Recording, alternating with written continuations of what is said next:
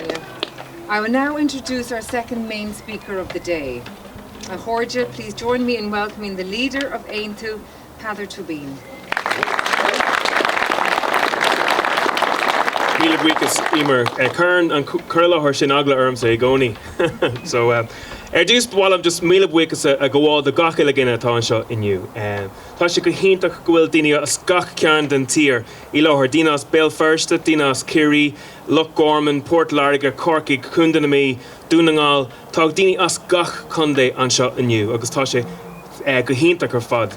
Agus cá mé rá, tá mé fuir brodúil ghuiil mé anseo le pórtaí nua, le glúiseacht nua, agus le dóchas agus tudcí ulmhór atá os ar cór fós. Agus táiméid ag seastaimh ansa in aice le reilg Theobald Wolfe Tone. Tá sé go hintach go fad. I'd like to just thank everybody who has come here today from every single part of the country, from every county in Ireland that is represented here. People have travelled long distances and been up early in the morning to be here. I'd like to thank everybody who's involved in the organisation of this today.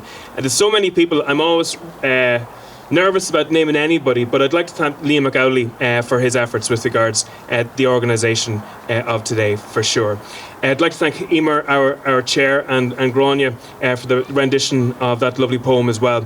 And I'd really like to thank Ruan for the really interesting speech. It's absolutely fascinating presentation. And it struck me when you're saying that is that we have this instinct in our own minds in Ireland to minimise our importance and the importance of our history, as if it was some kind of parochial experience that we suffered, when in actual fact it was plugged into the national and international movements that are happening around Europe at that time. I suppose, first of all, lots of the issues that Ruan mentioned there, many of us take for granted today. Many of us take those issues and ideas for granted. But at the time of Theobald Wolfe Tone, they were revolutionary ideas. These were ideas that contradicted radically the situation that existed in Ireland. And Wolfe Tone and the United Irishmen and the movement set out to transform Ireland radically, to transform people from serfs into citizens, to transform the human subjects living under monarchs into sovereign decision makers themselves. He sought to wrest power from an inbuilt machine that existed in this country for hundreds of years. And it must have seemed so difficult at that time for these people to see could actually change the status quo that existed. And that inbuilt system was in Irish society for its own benefit. And it did horrendous things to the people. It dispossessed the people around them. They were downtrodden strangers in their own lands. And it's important that we remember the massive efforts that they went at that time. So in other words, part of Tone's mission was to inculcate, and this is another idea that we've learned from Wolfe Tone, to inculcate the people around him that we all have a massive duty and a responsibility for the stewardship of Ireland. And that's a really important thing as well, that citizenship wasn't just about achieving rights, but there were responsibilities linked to the whole idea of citizenship, and that we have responsibilities to steer this country that we are involved in. And that idea, I think, is as loud and clear today as it's ever been. And that's why it's important when we look around to all the people that we've been working with over the last while, to know that we have a responsibility not to melt into the background, but actually to stand up in the foreground and help to drive and steer this country that we're involved in. They were determined to develop a new ideology, and they set out a practical, logical, respectful ideology that we live by today. And it's important as well that people like Tone, McCracken, Nielsen and Orr developed an ideology that led to radical change in Ireland. And it's amazing that the language that they used, the society that they developed in their minds and wrote about and that they fought for, motivated so many people over the last 200 years in this country and motivated them to do wonderful things. And many people, many thousands of people in this country went to their graves, sacrificed everything they had for the fires that were lit by Wolfe Tone. Thomas Davis, the Trinity graduate who took who placed the first headstone at Tone's grave nearly 50 years after Tone's death, took up the United Irishmen's mantle of empowering the ordinary person and making them cognizant of the fact that they were both oppressed and that they had an untapped ability to actually fight against that particular oppression as well. In 1840, Davis rallied his compatriots with the reminder, "Gentlemen, you have a country." And that's Aontú's task today, is to remind people, men and women, you have a country. And that must not go heard throughout every single county in Ireland. We have a responsibility to shape the affairs of Ireland at local, regional and national levels. But it's interesting as well that the greatest obstacles that faced the United Irishmen, the young Irelander and the Fenians themselves, was not necessarily the vast resources that were on hand with regards to the British Empire, but rather the obstructions planted deep in the very people from whom these groups sought to liberate. So the major challenges weren't necessarily the power of the British Empire, but the instincts in the minds of the oppressed, to try and get them to motivate and to realise, to be confident in their ability to change the country as well. And how many of us have gone around the doors of this country over the last number of months and listened to people to say that they have given up, that they can't change anything, that nothing will ever change in this country. And in a way, that's our biggest challenge as a people today, is to free people, to release them from those particular shackles. In our time, Tone's vision and objectives remain to be achieved. The strength of the United Irish movement was the significance of their analysis of Ireland in their day, and that analysis bears out today. And Aontú is committed to furthering the cause of the United Irish movement. In one of Tone's first publications, a pamphlet called The Spanish War, Tone urged for Ireland to remain a neutral force, remain a sovereign country.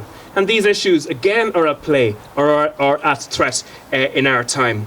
And it's really important to remind ourselves that Aontú seeks the independence of Ireland, north, south, east and west. We believe in self-determination of the Irish people, because decisions made closer to the people that they affect are better decisions. We can influence those decisions, and we can hold the people who make those decisions to account. When decisions are made in Berlin, London or Brussels, they are not made in Ireland's interests. London treats the northern economy, for example, like an economic backwater. Think about it. At partition, 80% of the industrial activity of this country happened in the 3 counties around Belfast. Belfast was the largest city in Ireland, and the north was far the richest part of the country. The south was known for 2 industries, beer and biscuits at the time. And the north of Ireland has changed radically in that time. The north of Ireland's economy is not functioning to its full potential due to one key ingredient, and that's the key ingredient of self-determination. People making decisions for themselves about their own lives. And that's really important. And I get asked by journalists on a regular basis, well, what's the story with unity? That's going to cost us an arm and a leg if we go down the issue of unity. As if the people of Derry are not as enterprising as the people of Donegal, or the people of Newry are not as smart as the people of Dundalk.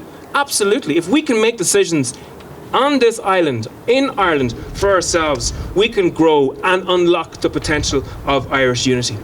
It's also very interesting that we are living in interesting times.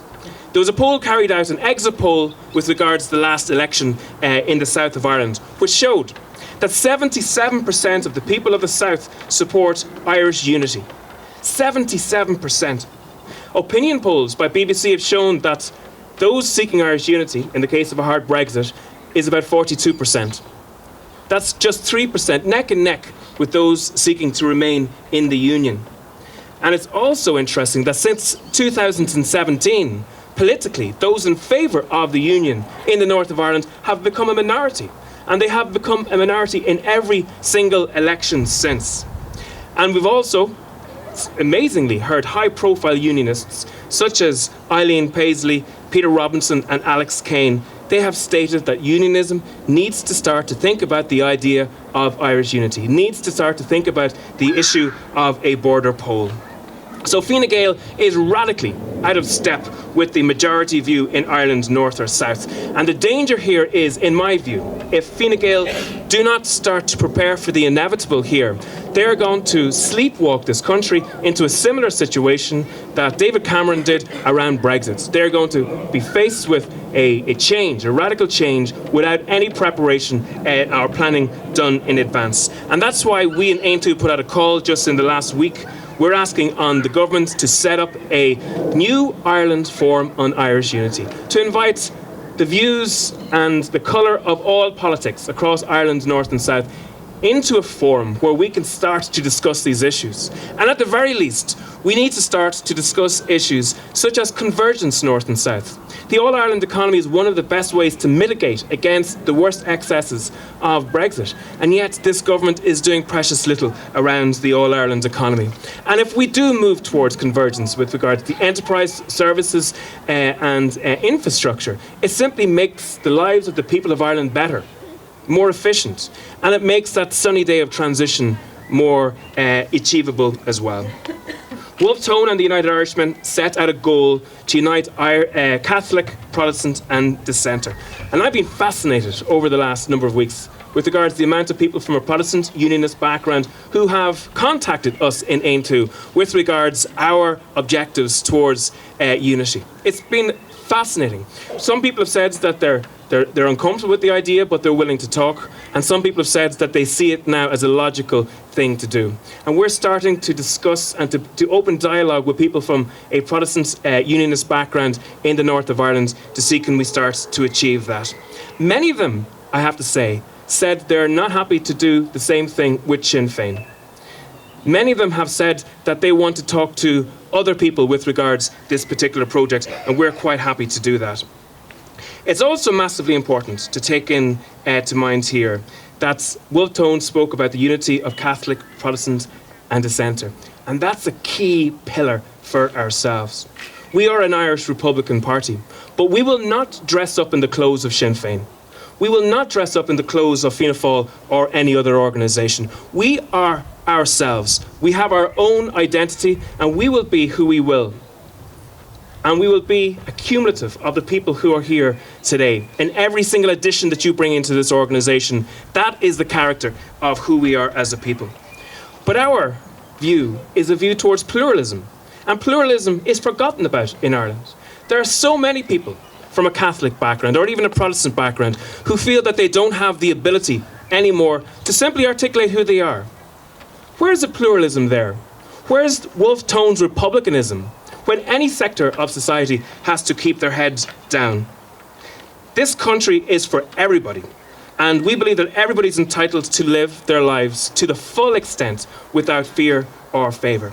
And that doesn't matter if they're Catholic, Protestant, it doesn't matter on their religion, it doesn't matter on their colour, it doesn't matter on their orientation. They are all citizens of this country and they have a right to be equally respected as such.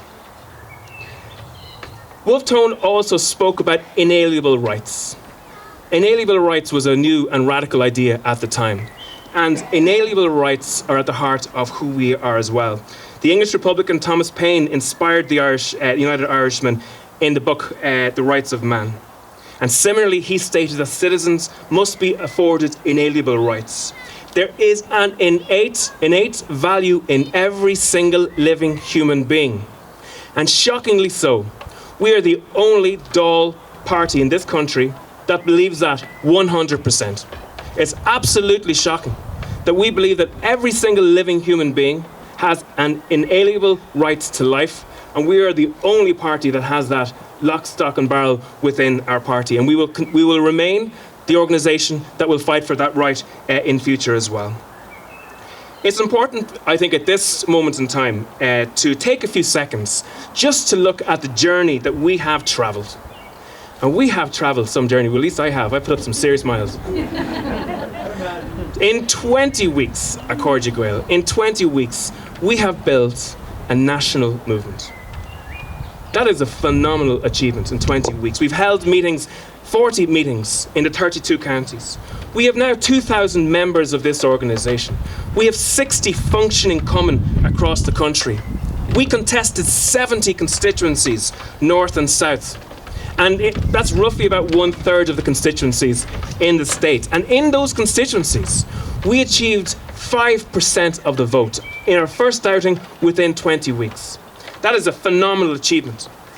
We have 4 councillors elected across the country, 5 elected reps now, and over 33,000 people voted for Aontú in the elections. Now, some of our people will tell you that they were selected 3 weeks in advance of the elections. Many of those people did really well. Many people hit the bar, unfortunately, and nearly got there. But we did massive, and I want to pay a special tribute to the men and women who got elected for us in this election. In the north, we had Dr. Anne McCluskey, who was elected councillor in Derry, and a wonderful vote.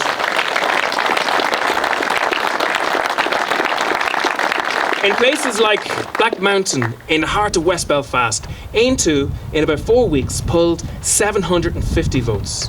An incredible vote in a very short space in time. Sarah O'Reilly topped the poll in her first election in Ballyborough in County Cavan, getting the biggest Aontú vote in the country. Peadar Tóibín took a seat in Navan, barely missing out on topping the poll, but a massive vote, and nonetheless, for a first-time candidate standing in the elections. And Jim Codd took a seat in Wexford, and the people of Wexford gave Jim Codd the nod on that fateful day, and fair play to him. But I want to pay tribute to absolutely every single other candidate, and I'm looking at many of those candidates here. It is a massive thing that you have done over the last while. It is a massive thing to lay down a foundation for a new organisation, for a new movement. And, you know, in any election, only about 1/5 of the seats are actually in play anyways. Most of the seats actually land back in those political parties. And for people to be challenging and hitting the bar on those seats is a massive achievement too. I want to thank other councillors who have been with us before as well, and I see Brendan as well for his hard work in coming on board, and to thank you very much for your efforts there. It was a massive thing. We had serious challenges to do that. And remember, in the 4 weeks in advance of the local elections, we received 1 minute of broadcast time on RTE radio and television in total, in that whole 4 weeks. And actually, it was the lowest broadcast time I received as an elected rep in the 8 years or 9 years that I have been a TD. And it's also important to realise that we have many challenges going ahead. But tus ma la nehibra, we have laid a phenomenal foundation on which to build on. But what we do next is actually the most important thing. Because allowing that foundation just to lie there is not good enough. We need to take a week or 2 off for sure and recharge the batteries. But we need to go back into every single community from whence we have come and start to build. Any commons that are in operation, we have to make sure that they're full of energy again. And we have to start new commons around the country. We have to get involved in activism, in campaigning, in street politics. We have to make sure that the name of Aontú is in the minds of absolutely everybody else around the country. We have possibly 4 by-elections coming down the road, but definitely a general election as well within the next 6 to 8 months, and we have to prepare from that. But I think it's important, and I always find that these occasions, they always happen in graveyards. And I think it's important that we realise that from the graves of dead Irish patriots spring new ideas, new parties and new nations. And that's why we come back to the likes of Bodenstown and to this graveyard. It's because, and this is the most important thing in my view, the best way that we can commemorate the United Irishmen, the best way that we can commemorate Wolfe Tone, is simply to achieve his objectives. Gur míle maith go léir.